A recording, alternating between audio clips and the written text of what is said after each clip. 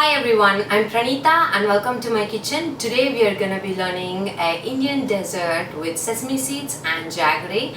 It's called Nuvvula Boorelu or Bhakshalu. So let's get started. So these are the ingredients you're going to need for this recipe. Half cup of sesame seeds, half cup of jagery and half cup of wheat flour. Now this is toasted sesame seeds. You just throw them in a pan, toast them for about like 5 minutes on low heat by stirring constantly, and then you can let them sit for like 5 to 10 minutes before blending it up. Now these sesame seeds were blended long time ago, so they are completely cold, so I can just go ahead and blend them.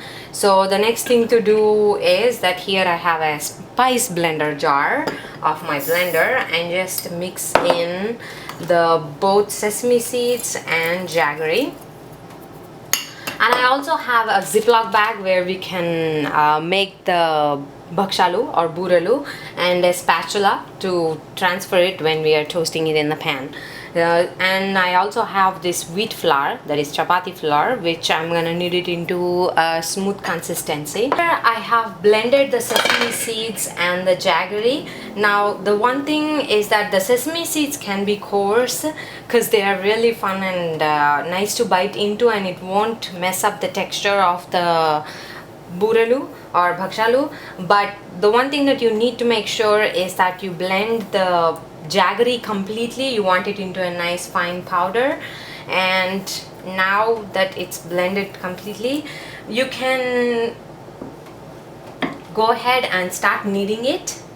Now to knead this, we have to bring out the oils in the sesame seeds. So what we're gonna do is, here I have about 1/4 cup of warm water. That is, I just heated it up for like 20 seconds in the microwave, and I'm just gonna wet my fingers, not too much. What this does is it makes my hand a little bit warm, so it kind of tries to bring out the oils in the sesame seeds. Don't add too much water ahead of time, it will just make the dough runny and not at a good consistency. So be careful while you're adding the water. So it's gonna be a sticky one. I'm gonna keep wetting my palm and kneading once again until I get a nice consistency. And here I have kneaded the chapati dough and it's been resting. It took about like less than 1/4 cup of water to knead the chapati dough to just a normal consistency, not too sticky, not too tough, not too smooth. Alright, I think this dough is coming together. So this is how the finished filling will look. Now it's very sticky, so you can use the back of a butter knife or just a spoon to scrape off your hands and wash. Now look at this. Once I washed my hands and I started to just roll the filling just like this, I can see like the oil coming out of it. Now that's the oil from the sesame seeds. So here I have set up an assembly line to make the Bhakshalu. First we have the chapati flour that I have kneaded, and I've added about 1/4 teaspoon of oil at the end and kneaded into a smooth dough. Now I have divided them into 4 equal parts or 5 equal parts, how many ever. And I also have some butter knife here with me so that I can portion it out evenly without getting my hands sticky. And I have the Ziploc that I have cut the edges off, and now it's like a form of a book where we are gonna make the Bhakshalu. But before we bake the Bhakshalu, what we need to do is add about like 1/8 teaspoon or 1/4 teaspoon of oil and just grease both sides of the Ziploc. To make the Boorelu, what we need to do is just start pressing. Now you can do this step on the chapati stand or wherever you make chapatis. Just roll it out using some oil, not the flour, just some oil, and just roll it out. But I prefer doing it by my hand.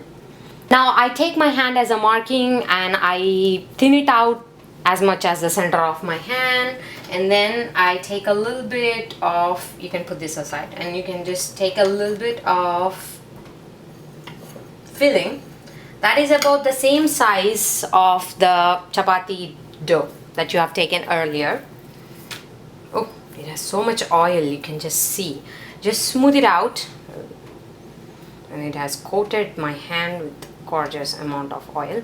And just make sure that the edges seal properly. Now it's not gonna come rushing out of the edges, but if your chapati dough is very smooth, it will. So just seal it up and make it into a circle.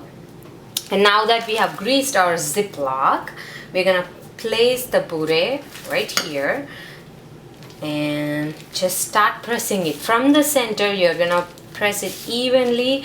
Try to make the filling go all the way to the edges, because if it doesn't go, the edges just feel the chapati flour will dry out and you will have like a very hard edges instead of nice smooth filling.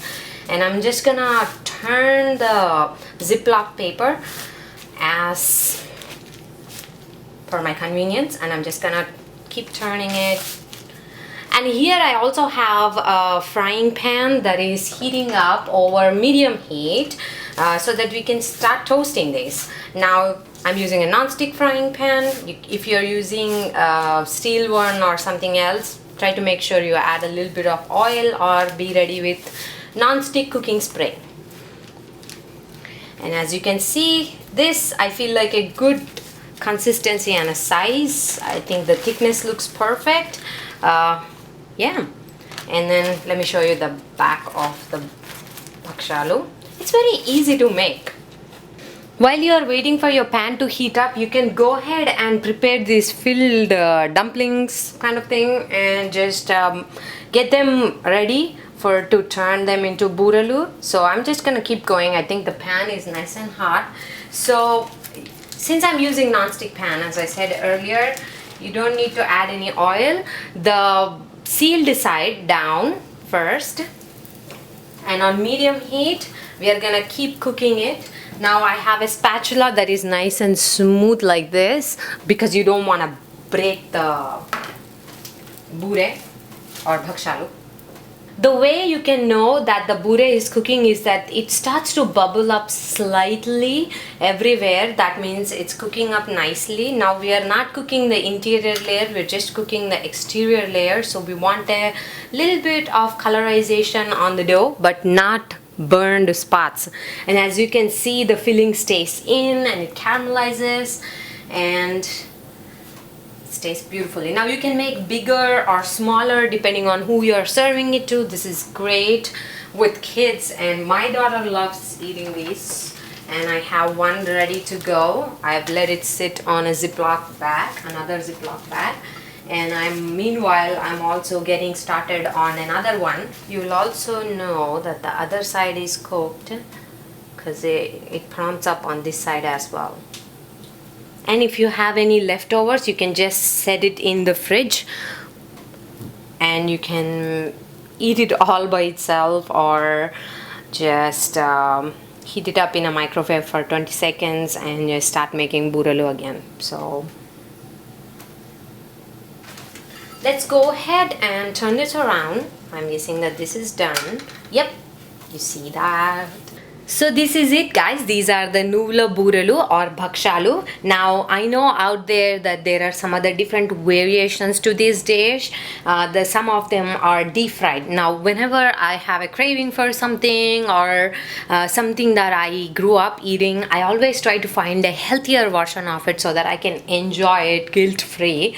But these days, luckily, in this particular dish, my mom always made it this way, and I am very thankful to her, not only just for teaching me how to do this dish exactly the way she does it, but also making it for each and every festival. Now this is a kind of like a festive dish, and around that time she would have some leisure time, so she would make this dish. So thank you very much, Mom. I love you. And if you wanna let the Bhakshalu rest, you can rest them like this for about like good 3 to 4 hours until they come to room temperature. Then you can just pile them one on each other and store them in a box, or you can also put some parchment paper in the middle so that they don't stick, because you know it is sugar, and it's hot, so it might stick to one another. So just make sure that you throw in a little parchment paper, that it's partially covered, so that you can just easily take it out and you don't have a problem of it sticking one to another. So here are the Nuvvula Boorelu ready to be served. Thanks for watching. You can find this recipe and many more at booklesscooking.com. Thank you.